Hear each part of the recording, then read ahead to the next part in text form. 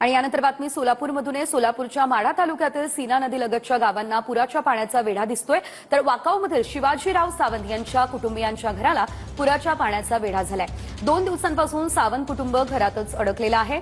वाकाव, केवड, उंदरगाव यासह 8 ते 10 गावांमध्ये पुराचं पाणी साचलेलं आहे। तर आपण पाहतोय ही दृश्य सोलापूरच्या सीना नदीलगतच्या गावांना पुराच्या पाण्याचा पूर्णतः वेढा बघायला मिळतोय। ही दृश्य बघा, या ठिकाणी अक्षरशः लोक घरामध्ये अडकून पडलेले आहेत आणि चारही बाजूने पाणी साचलंय। सोलापूरमध्ये माढा या ठिकाणी पुराचा वेढा पडलेला बघायला मिळतो, कारण जोरदार पाऊस गेल्या काही दिवसांमध्ये झालेला होता आणि अनेक गावांना त्यामुळे पुराचा वेढा पाहायला मिळतोय। जोरदार पावसामुळे कोळेगाव धरण ओव्हरफ्लो झालं, धरणातून सीना नदी पात्रात पाण्याचा विसर्ग करण्यात येतो। सोबतच चांदणी तलावातून सीना नदीत विसर्ग सुरू झाला, अनेक गावांना फटका बसला, नदीकाठी असणारी पिकं पाण्याखाली गेली।